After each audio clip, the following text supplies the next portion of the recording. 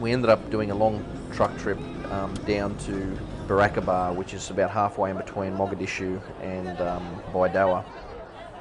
And we're taking a whole heap of food down sorghum to distribute between 2 or 3 villages very close together.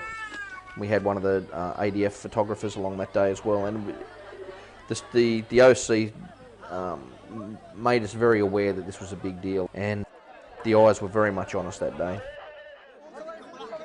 There was a lot of dramas on the ground. There was a few village elders that had arguments between each other, obviously distributing the food out amongst X amount of people. I want him by himself, please. About 3/4 of the way through the day, it was obvious there wasn't enough food to go around, and we actually ended up with a big food riot that day, which was very bizarre. You're taught to hold your ground, stand your ground, and to organise and hold people back and make it as very civilised as possible. But there's a point where you have to just stand back and let things happen. You can't. When you've got a woman in front of you who's obviously getting very distressed that she isn't going to get the food for her family for X amount of days or the next week, and it becomes physical and she's literally trying to climb over the top of you to get to the food, you can't butt stroke her, you can't throw her out of the way, you just have to let things happen. And the good thing is, I think, again, it was another learning experience for us. The book says you will use whatever physical force you need to do to keep these people back. But the reality is, we weren't there to beat up women. We weren't there to do anything like that. And it was good to see that everybody to a man came up with that same conclusion at the same point. The boss didn't have to give any orders. Basically, it was, we just have to let these people through.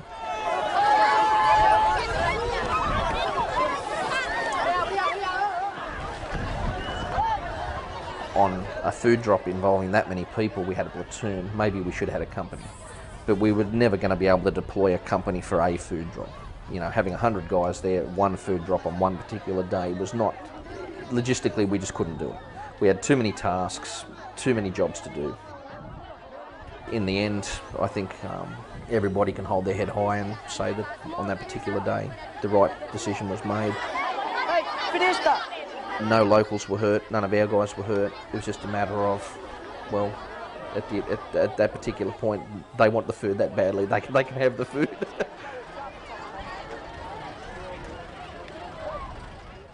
The next time we went out, the next food drop was smaller amounts of people, but we definitely were more organised. We got organised quicker with our basically driving star pickets into the ground and actually wiring off certain areas and channeling people a bit better.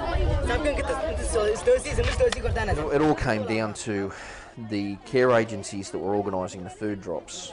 We just organised them better, have the people set up on the ground before we get there, talk to these village elders. It's been getting on. It's the organisation's a lot better now. They're sort of not as hungry as what they were before. I mean, it's good to help people like this.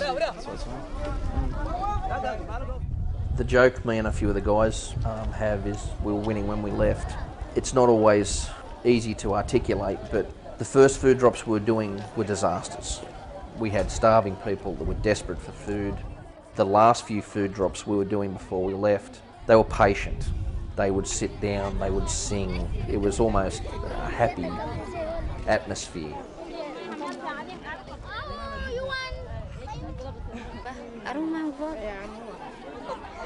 Psychologically, it was good for us because we could leave knowing that at least that part of the mission was successful. We got the food out there, we got it distributed well, and you could literally stand back and just let it work itself.